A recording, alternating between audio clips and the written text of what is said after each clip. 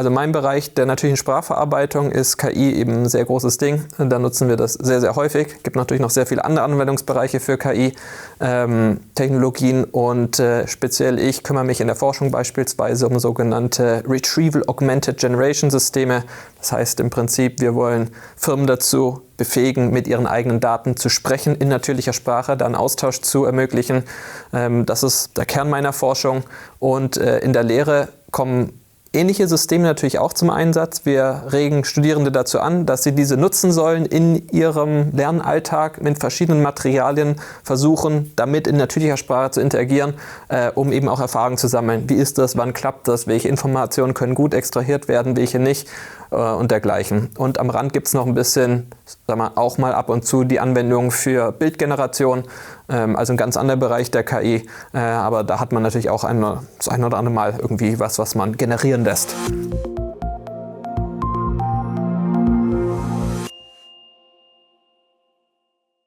In meinen Kursen verwende ich hauptsächlich zwei Arten von Lösungen. Zum einen sind es eben Technologien der generativen KI aus dem Bereich der natürlichen Sprachverarbeitung, also hauptsächlich Texte, die da generiert und eingegeben werden. Und auf der anderen Seite nutzen wir eben auch ein bisschen bildverarbeitende Programme, vor allem eben zur Bildgeneration, um da eine gewisse, Varietät reinzubringen und auch andere Arten von KI zu zeigen, eben aber hauptsächlich im Bereich der generativen KI. Da gibt es ganz verschiedene Einsatzmöglichkeiten, zum Beispiel bei uns im Fach Designing Technology. Da nutzen wir das Ganze im Kontext von Präsentationen, die Studierenden halten müssen. Und innerhalb dieser Präsentationen sollen die Studierenden also einen akademischen Artikel vorstellen, den sie davor gelesen haben, durchgearbeitet haben. Und dazu sollen sie wirklich alle Tools, alle Lösungen nutzen, die sie meinen, die ihnen dabei helfen, diese Präsentation zu erstellen. Also dieses Ziel der Vorstellung des Inhaltes dieses akademischen Artikels. Und am Ende dieser Präsentation, wenn die sozusagen offiziell vorbei ist, dann gibt es nochmal oder sollen sie eine Slide hinzufügen, eine Folie in die Präsentation einbauen, in der sie darüber reflektieren, wo und wie jetzt welches KI-Tool wie geholfen hat und wie gut das auch war. Und da sprechen wir dann in diesem Flipped Classroom-Konzept ein bisschen darüber, wo es gut und wo es schlecht war.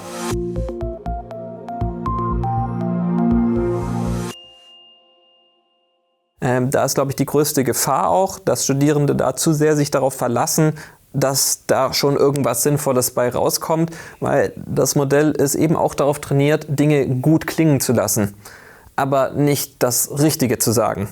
Und das gut klingen lassen verleitet einen dann dazu, häufig zu glauben, dass das ja alles ziemlich gut ist, was da ist.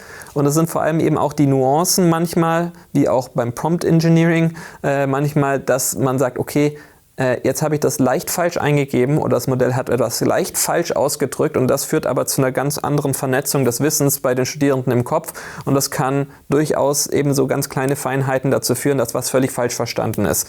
Also die größte Gefahr besteht einfach darin, dass sich Leute darauf verlassen, dass die generierten Inhalte auch einer gewissen Wahrheit entsprechen.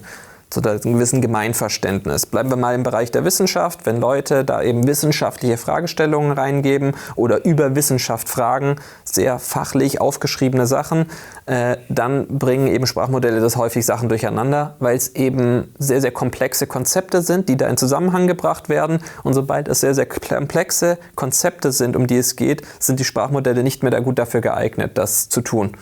Sie können nicht mehr gut Sachen wiedergeben. Einfache Sachen wie ein Geburtstag. Ein Geburtstag ist ein sehr einfaches Konzept. Das ist jetzt nicht so komplex. Wenn ich mir jetzt aber angucke, Innovation. Ja gut, okay, das ist ein sehr komplexes Konzept. Da kann ich aus verschiedenen Blickwinkeln drauf betrachten. Was ist das denn überhaupt, Innovation? Wie verändert sich das? Wer hat darüber geschrieben? Eine Person ist wiederum ein relativ einfaches Konzept. Das kann sie wiederum gut verstehen. Hingegen wieder ein komplexeres Konzept wäre vielleicht KI selbst. Es geht die technologische Blick auf KI, geht es darum, das Ganze als wirklich Intelligenz zu sehen, als künstliche Intelligenz im wahrhaften Namen.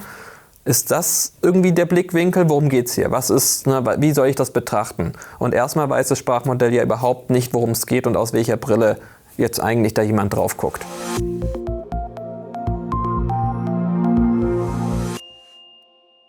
Also mein Lehralltag hat sich durch diese Entwicklung der Technologie im Bereich der KI, der natürlichen Sprachverarbeitung relativ wenig verändert. Es ist halt eine weitere digitale Technologie, die irgendwie uns als Dozierende Möglichkeiten gibt, aber eben auch Gefahren mit sich bringt. Ich würde sagen, die Verbreitung von Videokonferenztools hat einen wesentlich größeren Einfluss gehabt. Natürlich im ganz anderen Bereich, auf eine andere Art und Weise, ist schon klar. Aber das ist nur eine weitere Lösung. Gab davor auch schon ähnliche.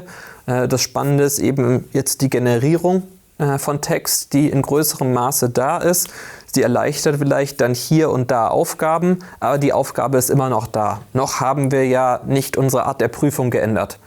Wir haben noch nicht geändert, wie wir Leute unterrichten. Wir machen immer noch Inhalte, wir generieren die vielleicht jetzt mit KI und lassen uns da unterstützen, aber an der Aufgabe selbst hat sich nichts geändert, höchstens eben die Unterstützung. Es ist effizienter geworden, vielleicht bei manchen Stellen auch ineffizienter, weil man sich zu sehr darauf verlässt. Das kann ja durchaus alles passieren, aber die Technologie selbst bringt keinen Mehrwert. Nur die Anwendung dieser Technologie und das Zulassen dieses Einflusses auf unser Handeln, das ist das, was eigentlich einen Mehrwert gibt.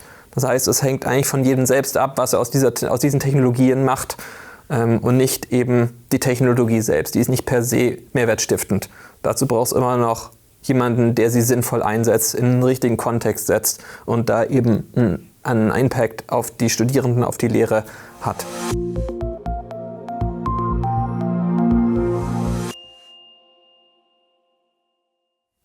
Damit die Entwicklung der Sprachmodelle, wie wir sie heute kennen, hat natürlich dazu geführt, dass wir jetzt in unseren Kursen nochmal eine ganz andere Rubrik von Meta-Learnings für die Studierenden mit reinnehmen müssen.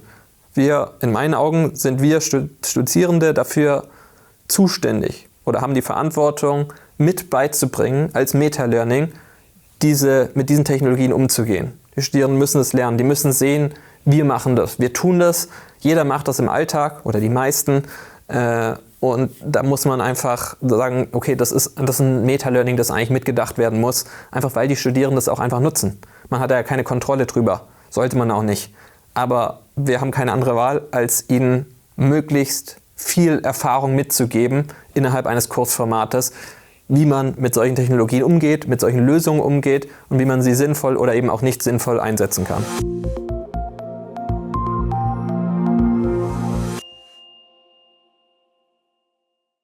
Also bei uns sind Studierende tatsächlich relativ pessimistisch eingestellt gegenüber den textverarbeitenden KI-Lösungen. Wir testen es natürlich auch, wie gesagt, in verschiedenen Kontexten, in verschiedenen Arten und Weisen in den jeweiligen Vorlesungen. Und dann kommt schon bei raus, dass die Studierenden relativ unzufrieden sind oder relativ häufig unzufrieden sind mit den Ergebnissen. Es kostet dann doch mehr Zeit, mit dem Sprachmodell irgendwie etwas zu erarbeiten, als es einfach selbst zu machen. Das kann natürlich einmal dem geschuldet sein, dass generell diese Aufgabenstellung relativ schwierig zu bearbeiten ist und dass generell überhaupt das Einarbeiten in die Aufgabenstellung sehr viel Zeit in Anspruch nimmt und da einfach das Sprachmodell nicht großartig helfen kann. Das kann aber auch einfach sein, dass die Studierenden noch nicht die Kompetenz besitzen, das Sprachmodell oder sprachmodellbasierte Lösungen so zu nutzen, dass sie daraus ihren Mehrwert ziehen können. Vielleicht kennen die ja schon mehr, aber sie wissen auch gar nicht, wie sie das da rauskriegen. Ne? Auf welche Art und Weise kann ich denn das jetzt befragen, das Sprachmodell, den Chatbot, damit er mir das gibt, was ich eigentlich erreichen will? Ne? Wie formuliere ich Anweisungen? Und das ist auch pro Sprachmodell vielleicht so ein bisschen anders, pro Chatbot ein bisschen anders. Das hängt so ein bisschen davon ab, eben auch wie eben diese Systemprompter auch aussehen, wozu generell das Modell in der Lage ist. Ich denke, das ist vielleicht wichtig zu sagen, dass viele Studierende, glaube ich, unzufrieden sind, auch mit den Ergebnissen, wenn man im Kurs klar das Niveau, auf dem gearbeitet werden muss, relativ hoch setzt. Also wir haben schon, würde ich sagen, relativ hohe Ansprüche an sowohl Präsentation wissenschaftlicher Natur, als auch praktisch, als auch Texte wissenschaftlicher Natur. Und da können einfach aktuelle Lösungen nicht mithalten.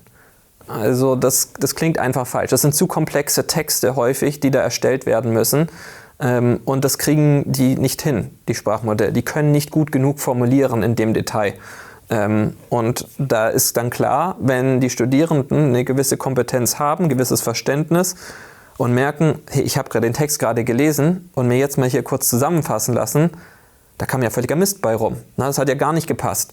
Das ist eine gute Erkenntnis. Das ist ja genau dieses Learning, das wir hervorrufen wollen, dass sie erkennen, Moment, stopp, irgendwas stimmt hier nicht. Das hätte ich jetzt ganz anders verstanden.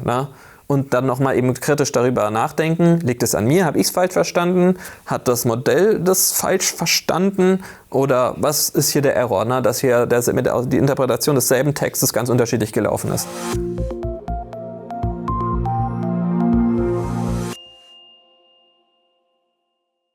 Also wir bereiten unsere Studierenden überhaupt nicht auf die Nutzung von KI vor im ersten Schritt. Das ist ganz, ganz wichtig in meinen Augen aus pädagogischer Sicht, das nicht zu tun. Unser Kurskonzept, zumindest in meinen Kursen, ist so, dass die Studierenden das einfach mal machen sollen und beim Machen, beim Nutzen von verschiedenen KI-Lösungen möglichst viel falsch machen sollen. Am besten, sie machen ganz, ganz viele Fehler, es läuft schief, es klappt nicht, es sind Falschaussagen drin, das wäre ideal. Weil jedes Mal, wenn dann präsentiert wird in der großen Runde, im ganzen Kurs, kann man das sehen. Kann man lernen, kann man das nachvollziehen, was wurde denn gemacht und warum ist es schiefgelaufen. Solche Beispiele, wo es schief geht, sind das beste pädagogische Mittel, um beizubringen, wo die Gefahren stecken. Und darum gibt es ganz, ganz viel Freiraum bei uns, zumindest in meinen Kursen, wo man sowas tun kann, wo falsch laufen darf, soll, weil das die beste Art und Weise ist, gemeinsam zu lernen. Und zwar sowohl auf Studierendenseite als auch auf Dozentenseite, dass man da möglichst viel mitbekommt. Wie nutzen die das? Ist es so, wie wir gedacht haben, dass sie es nutzen? Nutzen sie es ganz anders? Wo ist was falsch gelaufen, wo nicht? Und das soll irgendwie sichtbar gemacht werden. Und darum gibt es ganz, ganz viel Freiraum, Dinge falsch zu machen und einfach Dinge falsch zu verstehen, solange eben danach genug Zeit ist und Raum, um das zu korrigieren und das dann auch zu reflektieren. Und das ist so ein bisschen was wir versuchen, immer mehr reinzubringen.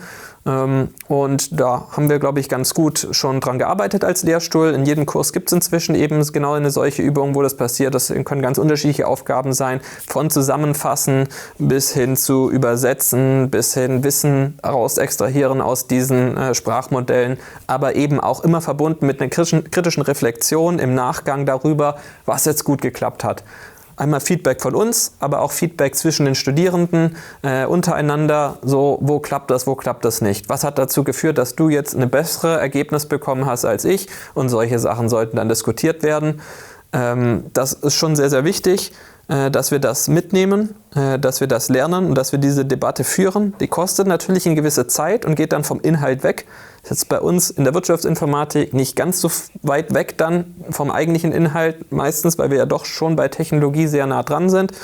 Aber wir wollen das schon mitnehmen, so gut wir können, dieses Learning und eben da hoffentlich eine professionelle Art und Weise des Umgangs mit diesen Lösungen bei den Studenten hervorrufen können.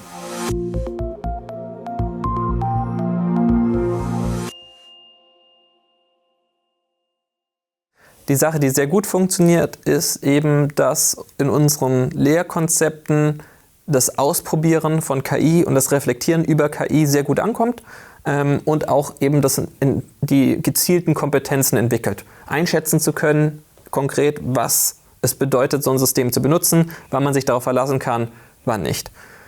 Auf der anderen Seite, jemand, der noch nicht so viel Erfahrung hat, das ist was eher schlecht funktioniert, ist es immer noch so, dass viel Faktenwissen gefragt wird. Und der Verlauf zwischen generischem Wissen und sehr spezifischem Domänenwissen ist fließend und man weiß nie genau, wo das Modell jetzt vielleicht irgendwie doch ein bisschen was dazu erfindet, ein bisschen was, damit es gut klingt, hinmacht, ohne wirklich überprüft zu haben, ob das stimmt. Und das sich darauf verlassen, dass eine gewisse Information stimmt, gerade weil es schon so vieles kann, verleitet dazu zu glauben, dass es eben fast immer so der Fall ist.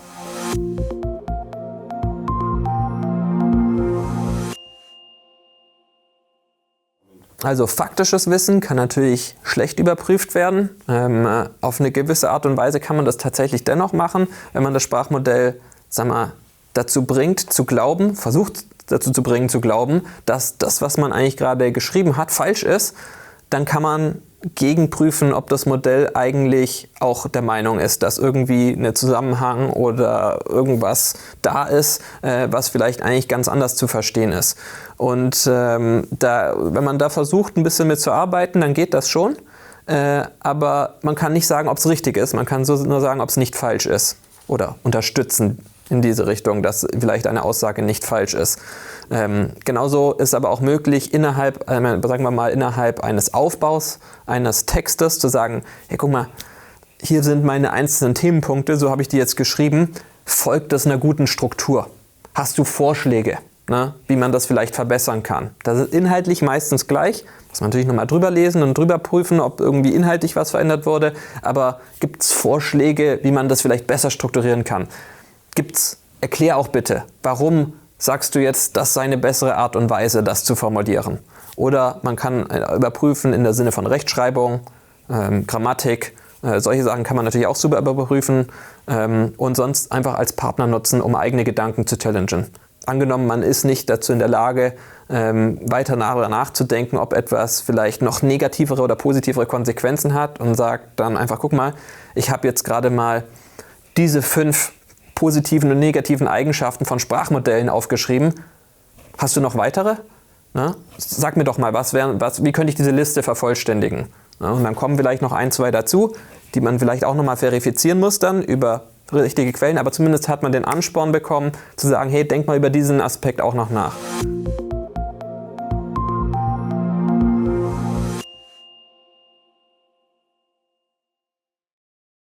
Zum einen immer besser informiert sein als die Studierenden selbst, was vielleicht nicht immer ganz so einfach ist.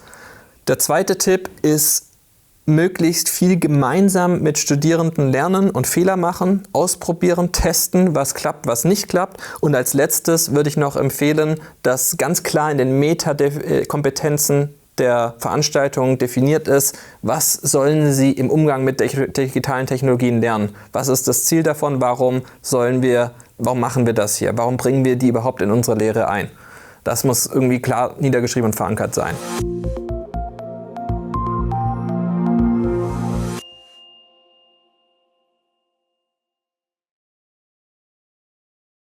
Also in der Zukunft werden wir am Lehrstuhl weiterhin das Thema KI sehr, sehr stark verfolgen, in verschiedenen Bereichen, speziell im Bereich der Textverarbeitung eben, weil das mit den Inhalten, mit denen wir arbeiten, natürlich am relevantesten ist.